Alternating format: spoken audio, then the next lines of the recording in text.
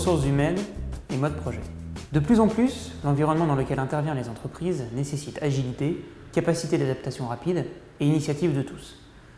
Pour y répondre, beaucoup d'entre elles tentent de construire de nouvelles modalités d'organisation, notamment via des modèles matriciels ou le travail en mode projet.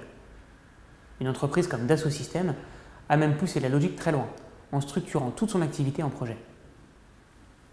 Mais très vite, certaines limites apparaissent. En modifiant l'organisation formelle sans remettre à plat l'ensemble de ses dispositifs, l'entreprise transfère la responsabilité des ajustements sur ses collaborateurs.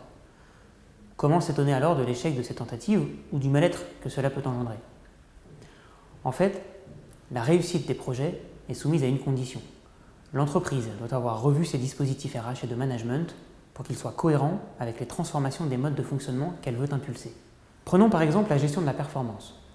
Dans certaines entreprises, le manager fixe des objectifs individuels de manière unilatérale ou sans véritable dialogue avec le collaborateur.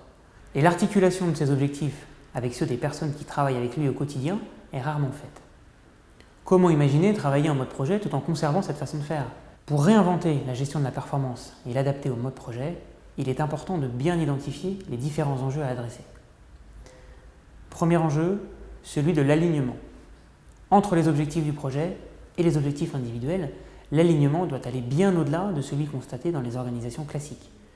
Parce que dans un projet, les désalignements se traduisent immédiatement par des dérives et des tensions. Deuxième enjeu, celui de la transversalité. Par définition, sont mobilisés sur un projet des métiers et des expertises diverses et complémentaires.